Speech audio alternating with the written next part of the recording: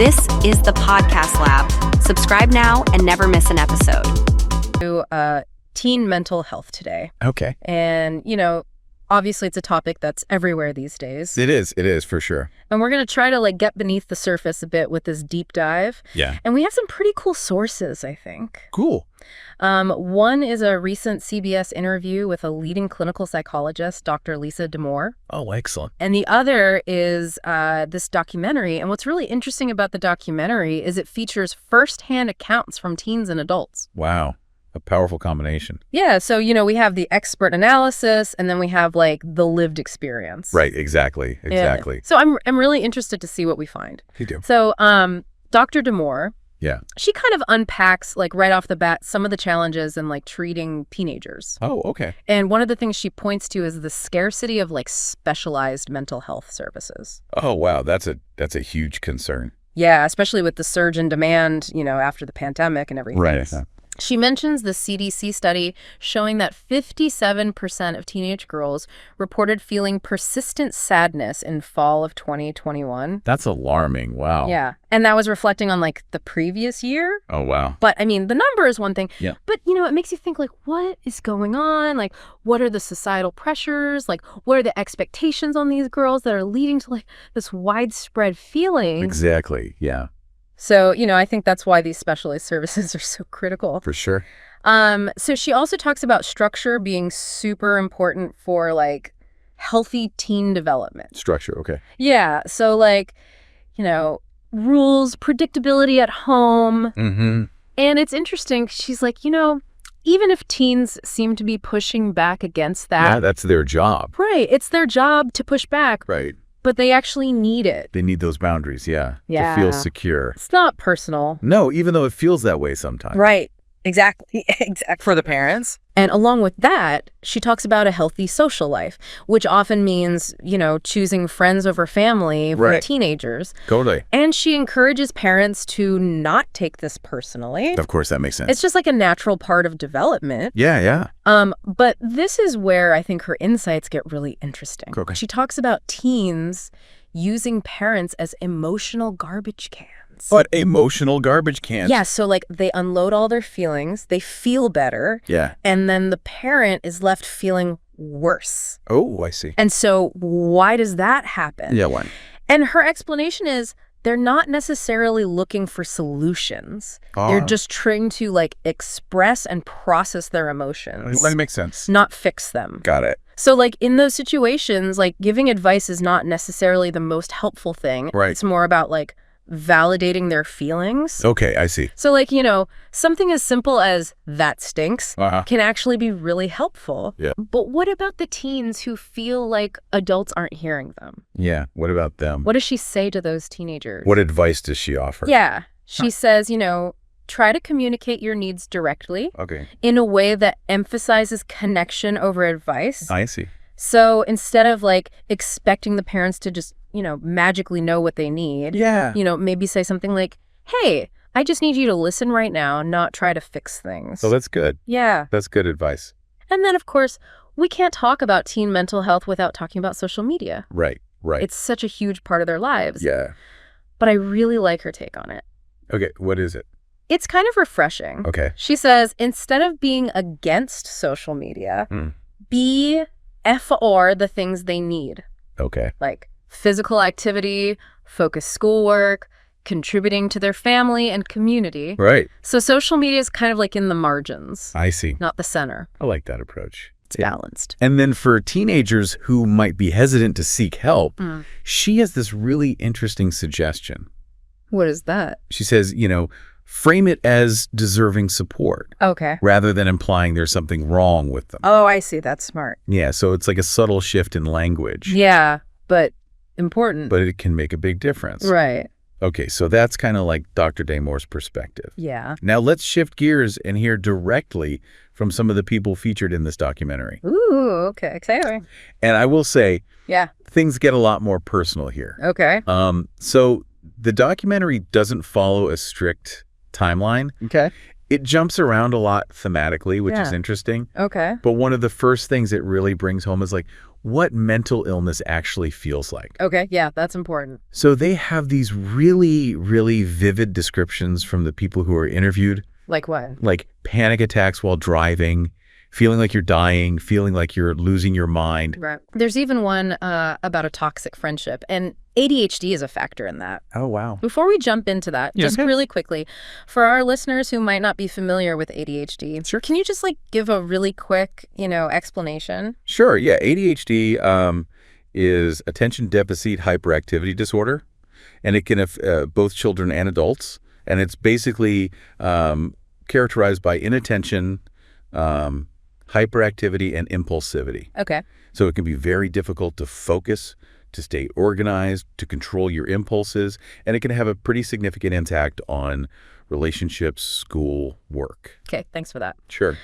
So, those descriptions in the documentary, they're really raw and honest. Yeah. And it makes it like immediately relatable, even if you haven't personally experienced those exact things. Right. And, remember Dr. Domore was talking about how we overuse the term panic attack? Yeah, I do. This documentary really shows you what a real panic attack can feel like. Right. It puts it in perspective. It's not something to be taken lightly. It makes you really rethink, like, how you use that language. It does. And the importance of, like, believing people when they share their experiences. Absolutely. Yeah, that's really important. Yeah. It really makes you think twice. The documentary also kind of takes us on this journey through the history of mental health care. Okay. And it starts with, those old state hospitals. Like asylums. Yeah, the asylums. Okay. And the imagery is really striking. You see these institutions that were often more like prisons than places of healing. Wow. And, they show some of the treatments that they use, like shock therapy. Oh, gosh. Yeah, that seems so barbaric now. I know. It's like, wow, have we really come that far? It makes you wonder how far we still have to go. Yeah. Yeah. That we thought that was okay. It's definitely a reminder that, like, the way we view and treat mental illness is constantly evolving. Yeah, for sure. And what's interesting is the documentary points out that asylums, while deeply flawed, they did offer some level of protection. Oh, how so? Like from homelessness, for example. Okay. Yeah. People had a place to go. They had a routine, even if it wasn't ideal. Right. And it makes you think about, Dr. Damara was talking about the lack of specialized services. Yeah. Especially for teenagers. Right. So, we've moved away from that asylum model, which had its own set of problems. Yeah, huge problems. But are we doing any better now? Right. Are we providing that same level of support in a different way? Yeah. And especially for people who are, facing financial hardship. Right, because that's a major barrier to treatment. And then there's the issue of stigma. Oh, yeah. Which the documentary does not shy away from at all. Really? It's like they show how pervasive it still is. Okay. Like all these anecdotes about professionals using derogatory language, people minimizing mental health issues, just not taking it seriously. Wow, it's hard to believe that still happens. I know. And there's this one story that really stuck with me. Good. It's about this woman with BPD. BPD. Borderline personality disorder. Yeah. And she encounters these dismissive attitudes firsthand. Oh, that's awful. It's heartbreaking. And it really makes you think about, like, even those seemingly small interactions, how much they can hurt. Yeah, and how they can chip away at someone's self-worth. Right, and make them less likely to seek help. Exactly. The documentary also touches on the role of religion in seeking care. Oh, interesting. Which can be kind of a double-edged sword, right? That's so. Like some people find support in their faith communities. Right. But others face judgment or pressure to, like, rely solely on prayer. I see.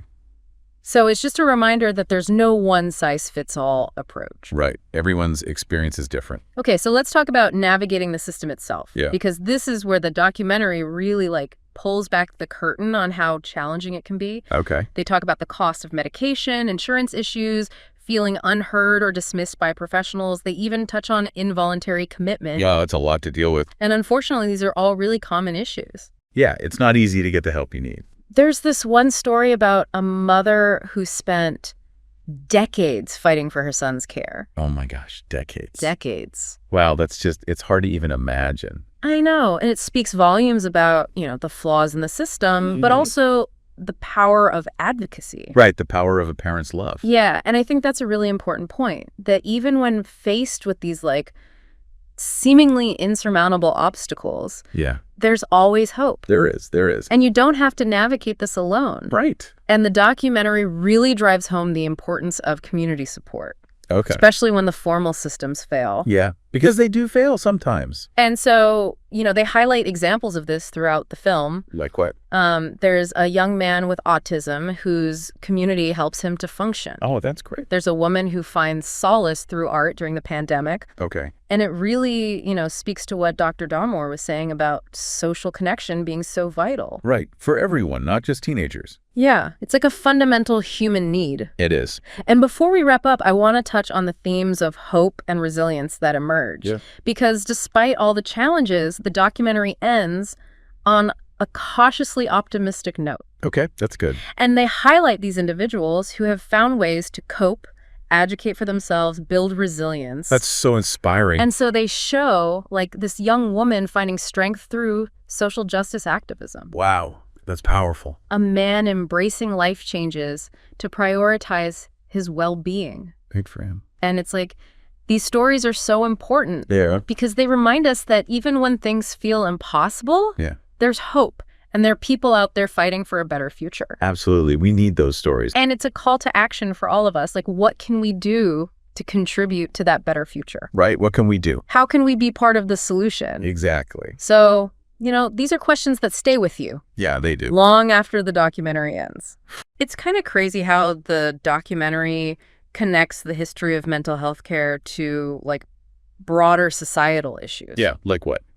Well, it just got me thinking about how, certain groups, LGBTQ plus individuals, people with autism, anyone who doesn't really fit those societal norms have often been marginalized within the mental health system. Yeah, you're right. It makes you think about how, those old asylums were really part of this system of oppression Right. against people who were different. And it's sad because a lot of those biases, those inequalities, they still exist today. Yeah. And we see it in the lack of, like, culturally competent care. The fact that mental illness affects some communities more than others. Right. Not everyone has equal access to treatment. So it's not just about, like, improving mental health care, It's bigger than that. It's about social justice. It's about equity. You can't have one without the other. So we've covered so much ground in this deep dive. We've gone beyond the headlines. We've explored, all the complexities of teen mental health. We've heard from experts. We've heard from people who are actually living it. Right. Those stories were so powerful. They were. And I hope, you're listening to this and you're walking away with a deeper understanding A more compassionate understanding. of what this crisis actually means. Yeah, it's not just numbers and diagnoses. It's about real people, real stories. And it's a reminder that we need change. We need change, and we need to remember that everyone deserves to be treated with dignity and respect. Exactly. Everyone deserves access to the care they need. And this is really just the beginning, This deep dive, it's a starting point. It's a jumping off point. Keep learning, keep listening to the stories around you Have those tough conversations. about how we can create a better future. For everyone. Because at the end of the day, mental health is about connection. It is, yeah. It's about building communities. Where people feel safe. Supported, empowered. Yeah, empowered to ask for help and to offer help to others. That's a great way to put it. Thanks for joining us on this deep dive into teen mental health. Until next time, take care of yourselves and each other.